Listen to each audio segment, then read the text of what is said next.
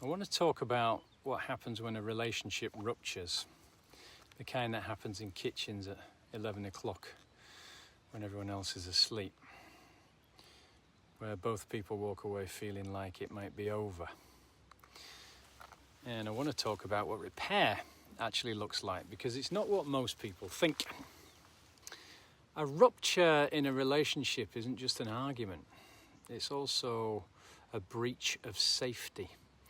And it's the moment one or both people feel, you are not safe for me right now. And it almost never comes from nowhere.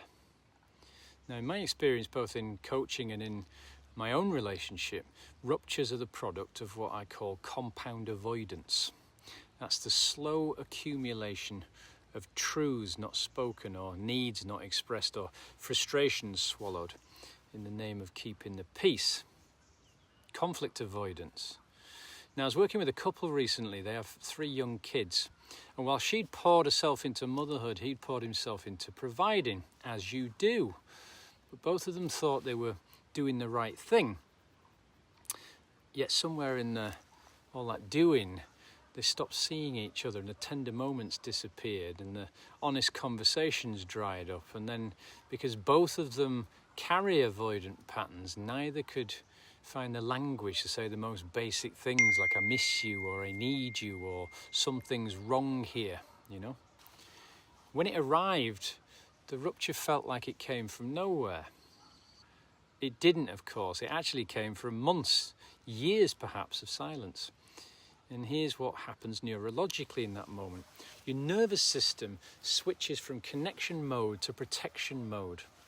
The prefrontal cortex, the part of your brain that reasons, empathizes and listens, well, that goes offline. And then the oldest part of us, the amygdala, takes over. Fight, flight or freeze. Sound familiar? Well, then you're no longer in a conversation with your partner. You're in a survival response. And from that place, you can't repair. You can only wound or withdraw. Neither of which sadly serves anyone.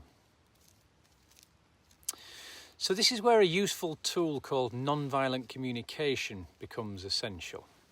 NVC gives you a structure for saying the true thing without turning it into an attack. So for example, instead of saying, you never listen to me, you don't care about how I feel, which obviously lands as accusation and triggers your partner's defense system, and their monkey will doubtless spit as a result, you could reframe it as, when I try to tell you how I'm feeling and I notice you change the subject, I feel unseen, and what I need to know is that my experience matters to you. Can you hear that? It's the same truth, isn't it? But it's a completely different delivery. So the first one starts a war, while the second one might just start a conversation. And because a feeling and need were expressed, there's a greater chance of compassion and meeting each other. So the reason most couples can't do this in the heat of a rupture is that their nervous systems are already in survival mode.